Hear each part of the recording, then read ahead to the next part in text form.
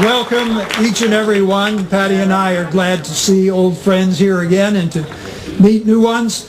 We once again mount up to save freedom in the United States of America.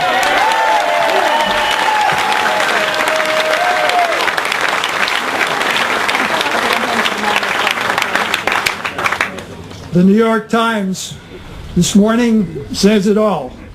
Zero job growth, latest bleak sign for the U.S. economy. And in the Wall Street Journal, the morning's headlines, jobs growth grinds to a halt. Zero growth in jobs in August. And if that isn't bad enough, the Commerce Department has now revised downward the preliminary figures released in June and July, cutting the meager growth in those months by almost half. Ladies and gentlemen, this president doesn't have a clue. This president is incapable. This president is incapable of learning from his mistakes. He thinks the solution to our problem is more government, massively higher spending, massively higher borrowing, an ocean of new regulations, and more of the same. He is utterly clueless and reminds me so very much of someone equally clueless in a time of crisis, Jimmy Carter. They are two peas in a pod. Jimmy Carter and Barack Obama. Two peanuts from the same patch. It's so easy, at least in concept. America needs a rebirth of freedom because freedom means opportunity. Opportunity means jobs and employment. And jobs and employment mean prosperity and happiness and hope for the future. It is that simple.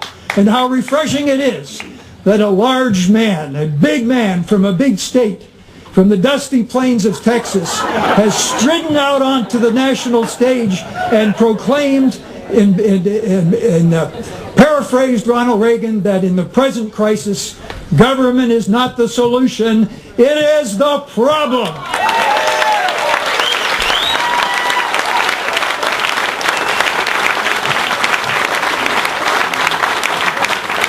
And this man, this governor of Texas, has promised to make Washington inconsequential in our lives, has promised to cut Washington down to size.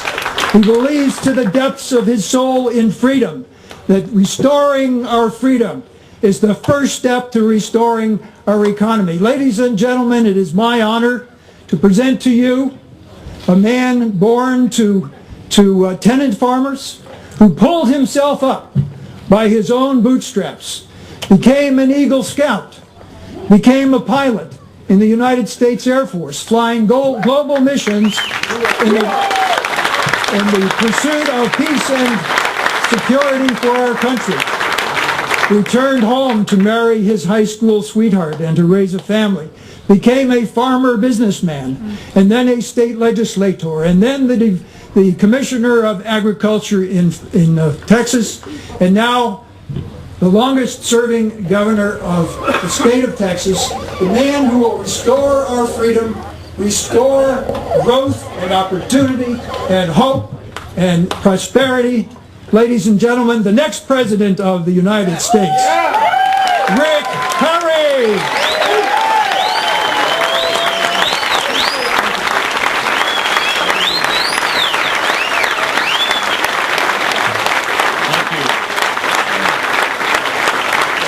Thank you.